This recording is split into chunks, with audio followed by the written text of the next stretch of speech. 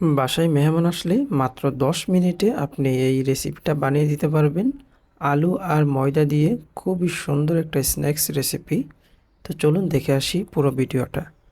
একটা চায়ের কাপ দিয়ে 1 কাপ ময়দা দিয়ে দিলাম, আর 1 চামচ লবণ দিয়ে দিলাম, আর 2 চামচের মতো রান্নার সয়াবিন তেল দিয়ে দিলাম।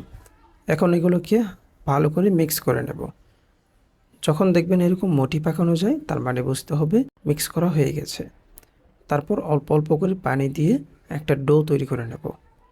পরোটা বানানোর জন্য আমরা যেভাবে ডোটা তৈরি করি, ঠিক সেরকমভাবেই ডোটা তৈরি করে নেব। এখন 10 মিনিট রেস্টে রেখে দেব। তারপর সিদ্ধ করা আলু ভালো করে ম্যাশ করে নেব। ভালো করে করতে হবে যেন কোনো দানা দানা না থাকে। তারপরে দিয়ে দেব হাফ চামচ মরিচের গুঁড়া, হাফ চামচ ধনিয়া গুঁড়া, হাফ চামচ গোলমরিচের গুঁড়া, হাফ চামচ জিরার গুঁড়া, হাফ চামচ আদা বাটা, হাফ চামচ রসুন বাটা, 1 চামচ কর্নফ্লাওয়ার গুঁড়া, আর স্বাদ মতো লবণ, আর 1 চামচের মতো চিলি ফ্লেক্স। এখন এগুলোকে খুবই ভালো করে মিক্স করে নেব। এখন ডো থেকে 2 ভাগ করে আমি বড় করে রুটি বেলে নেব।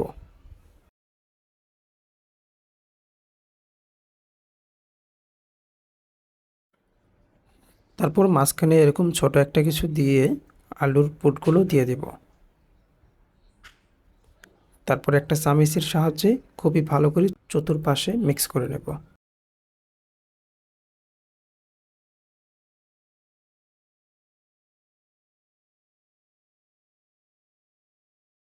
এখন কোনাকাচি করে কেটে নেব।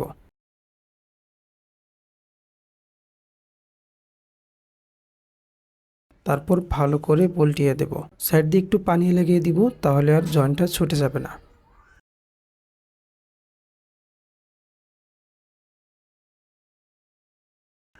তারপর একটা কড়াইতে বেশি করে তেল দিয়ে দিলাম। এখন একটা একটা করে দিয়ে ভালো করে ভেজে নেব।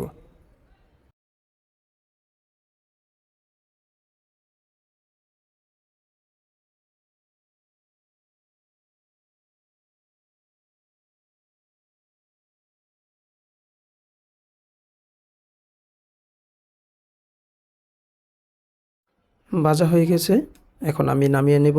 তো ভিডিওটি কেমন লাগলো আপনাদের কাছে অবশ্যই কমেন্ট করে জানাবেন। যদি ভালো লাগে তাহলে আমার এই ছোট্ট চ্যানেলটাকে সাবস্ক্রাইব করে দিন, তাহলে নিত্য নতুন ভিডিওগুলো সবার আগে আপনি পেয়ে যাবেন।